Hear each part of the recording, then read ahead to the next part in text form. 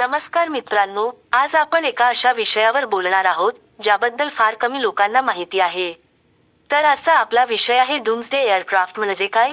आपत्कालीन परिस्थितीत वापरलं जाणारं विशेष विमान, जे अणुयुद्ध, महायुद्ध किंवा संपूर्ण देशावर मोठा हल्ला झाला तरी सरकार आणि लष्कर चालू ठेवण्यासाठी बनवलं आहे.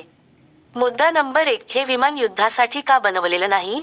हे विमान थेट लढाईसाठी नाही, तर जगात सगळं उद्ध्वस्त झाल्यानंतरही देश चालू राहावा यासाठी बनवलेली शेवटची आणि सर्वात महत्त्वाची व्यवस्था आहे. डूम्सडे एअरक्राफ्ट म्हणजे असं अत्याधुनिक विमान, जेव्हा राजधानी शहर नष्ट होतं, लष्करी मुख्यालय उद्ध्वस्त होतं आणि जमिनीवरील सर्व कम्युनिकेशन सिस्टीम बंद पडते, तेव्हाही आकाशातून देशाचं संपूर्ण नियंत्रण हाताळू शकते. मुद्दा नंबर 2, आकाशातलं चालतं फिरतं सरकार. हे विमान म्हणजे जमिनीवरचं सरकार संपलं तरी आकाशात सुरू राहणारं सरकार असं म्हणायला हरकत नाही, कारण या विमानातूनच देशाच्या सुरक्षेशी संबंधित सगळे महत्त्वाचे निर्णय घेतले जातात. आजच्या काळात युद्धाचं स्वरूप पूर्णपणे बदललं आहे, कारण आता युद्ध फक्त सैनिकांमध्ये होत नाही, तर संपूर्ण देश, अर्थव्यवस्था आणि सामान्य नागरिक यावर त्याचा थेट परिणाम होतो. मुद्दा नंबर 3, कोणकोणत्या देशांकडे डूम्सडे एअरक्राफ्ट आहे? सध्या जगात फारच मोजक्या देशांकडे डूम्सडे एअरक्राफ्टची क्षमता आहे, ज्यामध्ये अमेरिका, रशिया आणि चीन हे देश प्रमुख मानले जातात, आणि या देशांनी आपापल्या सुरक्षेच्या दृष्टीने वेगवेगळ्या प्रकारचे डूम्सडे एअरक्राफ्ट विकसित केले आहेत. आज आपण विशेषतः अमेरिकेच्या डूम्सडे एअरक्राफ्टबद्दल सविस्तर माहिती घेणार आहोत. मुद्दा नंबर 4, अमेरिकेचं डूम्सडे एअरक्राफ्ट. अमेरिकेच्या डूम्सडे एअरक्राफ्टचं नाव आहे E-4B नाईटवॉच, आणि हे विमान बाहेरून साधं दिसत असलं तरी त्याच्या आत अत्यंत गुप्त आणि प्रगत तंत्रज्ञान वापरण्यात आलं आहे. हे विमान अणुबॉम्बच्या स्फोटातून निर्माण होणाऱ्या प्रचंड ऊर्जा लहरी आणि रेडिएशनचा परिणाम सहन करू शकते, त्यामुळे जमिनीवर अणुस्फोट झाला तरी या विमानातील इलेक्ट्रॉनिक आणि कम्युनिकेशन सिस्टीम्स कार्यरत राहते.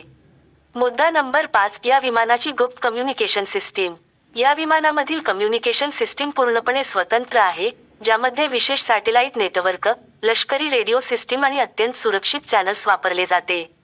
म्हणजे इंटरनेट, मोबाईल नेटवर्क किंवा सामान्य सिस्टीम पूर्णपणे बंद पडली तरी अमेरिकेचं संपूर्ण लष्कर या विमानाशी थेट संपर्कात राहू शकते. मुद्दा नंबर 6, राष्ट्राध्यक्ष आणि लष्कराचं नियंत्रण. या विमानात अमेरिकेचे राष्ट्राध्यक्ष, संरक्षण मंत्री आणि वरिष्ठ लष्करी अधिकारी सुरक्षितपणे बसू शकतात, आणि याच विमानातून युद्धाचे आदेश दिले जाते, सैन्याचं नियंत्रण केलं जातं, तसेच गरज भासल्यास अणुहल्ल्याचा अत्यंत गंभीर आणि ऐतिहासिक निर्णयही घेतला जाऊ शकतो. मुद्दा नंबर 7, हे विमान किती दिवस आकाशात राहू शकते? डूम्सडे एअरक्राफ्टची आणखी एक अत्यंत महत्त्वाची बाब म्हणजे हे विमान हवेतील इंधन भरण्याच्या प्रणालीमुळे सलग अनेक दिवस आकाशात राहू शकते. काही अधिकृत माहितीनुसार हे विमान 7 दिवसांपर्यंत सतत हवेत राहू शकते. मुद्दा नंबर 8, अणुहल्ल्याच्या वेळी या विमानाची भूमिका. जर एखाद्या देशावर अचानक अणुहल्ला झाला, तर जमिनीवरील सुरक्षिततेपेक्षा आकाशातील सुरक्षितता अधिक महत्त्वाची असल्यामुळे हे विमान तात्काळ हवेत झेपावते. यानंतर देशाचं संपूर्ण नियंत्रण, लष्करी हालचाली आणि संरक्षण व्यवस्था या विमानातूनच चालवली जाते. मुद्दा नंबर 9, हे विमान इतकं गुप्त का ठेवलं जाते?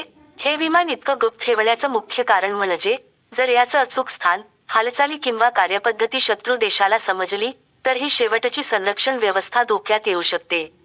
म्हणूनच याबद्दलची माहिती अत्यंत मर्यादित प्रमाणातच सार्वजनिक केली जाते. निष्कर्ष असा आहे की डूम्सडे एअरक्राफ्ट हे युद्ध घडवण्यासाठी नाही, तर युद्ध झालं तरी देश पूर्णपणे कोसळू नये, सरकार चालू राहावं आणि मानवतेचा संपूर्ण नाश होऊ नये यासाठी केलेली अत्यंत महत्त्वपूर्ण तयारी आहे. मित्रांनो, तुम्हाला जर हा व्हिडिओ आवडला असेल तर व्हिडिओला लाईक करा, शेअर करा आणि आमच्या चॅनलला सबस्क्राईब करायला विसरू नका. धन्यवाद. जय हिंद.